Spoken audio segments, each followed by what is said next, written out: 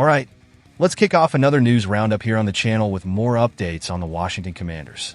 Charles here, welcoming you all. Let's dive into another Commanders news cycle. Always quick, straightforward, and up-to-date with the team. If you're new here, don't forget to subscribe, daily videos so you won't miss a thing. And show your support with a like. It motivates me to keep making videos for you all. Let's get started, Commanders fans, with the latest and confirmed updates. Sam Howell is back. He's a reinforcement for the Commanders in their next game against the Dallas Cowboys this weekend. Howell is fully recovered and will be listed for the upcoming away game. I'll be honest, if we had Howell against the Steelers, it might have been a different story. Same goes for the Eagles last week. Howell was stepping up big time, arguably our best player after Brian Robinson's injury. When Robinson went down, Howell took charge. Unfortunately, his injury sidelined him, leaving the Commanders without their leader. The good news is he's back. Leave a like if you're excited about this update. Howell is ready to help the Commanders secure a playoff spot, maybe even a title. What's your take? Now let's talk team dynamics. There's been a lot happening behind the scenes. I'll get to Dan Quinn in the next section, but let's discuss Josh Harris. Harris was asked about the possibility of Quinn forcing an exit, even consulting lawyers. Harris responded with, "I don't believe it." That's a strong show of faith in Quinn. This sparked major discussions on social media, with Harris facing criticism. But as I've said before, Harris has his flaws, sure, but he's the best owner the Commanders have had. He's stabilizing finances and avoiding reckless, overpriced signings like past management. I'd love to hear your thoughts on Josh Harris. Personally, I think he's doing a great job. What about you? On to Quinn. As mentioned, Josh Harris dismissed the rumor of Quinn pushing for an exit. The official word is clear. Quinn hasn't consulted lawyers or forced a departure. Regarding the Raiders' interest, yes, they've compiled a list of coaching candidates, and Quinn is on it. But as Adam Schefter mentioned on ESPN today, he's more like Plan F or G. So, the Raiders are a distant possibility. For now, the expectation is that Quinn stays with the Commanders at least until the end of the season. After that, his position will be reassessed. Here's my opinion.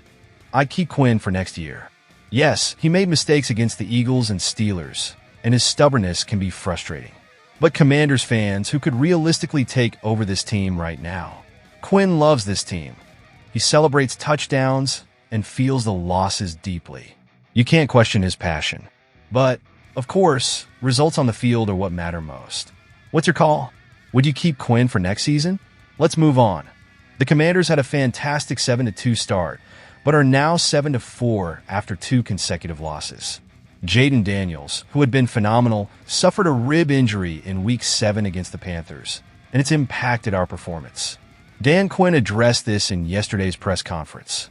According to JP Finley of NBC Sports, Quinn confirmed, Jaden is not injured right now, but admitted that missing practice time has affected our offense. Here's the breakdown for you. Before the injury, Daniels was on fire. In 6 games, he had 5 with over 210 passing yards and was clearly our MVP. Since the injury, only 1 game, over 210 yards. His rushing stats tell a similar story. He used to hit double-digit carries and 35-plus rushing yards regularly. Now, that's a rarity. The good news? The schedule works in our favor. We face the Cowboys and Titans before a Week 14 bye, giving Daniels time to rest and recover for 3 critical games to close out the season. Speaking of Daniels, let's talk about the Rookie of the Year race. He's still the favorite, but Bo Nix from the Broncos is gaining ground. Nix has won 3 of his last 5 games and almost upset the Chiefs. Still, I have faith in our guy. What do you think? Can Daniels return to his pre-injury form? Will we get back on the winning track? Share your thoughts below. Lastly, let's close with Bobby Wagner.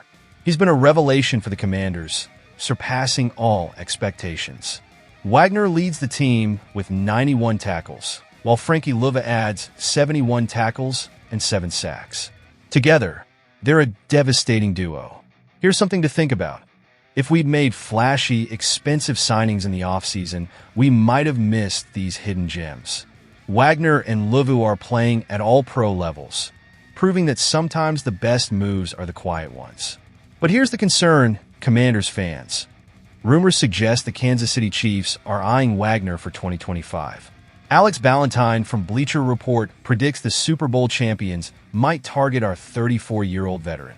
Wagner is on a one-year, $6.5 million deal, signed in March 2024. Let's not forget Wagner's legacy.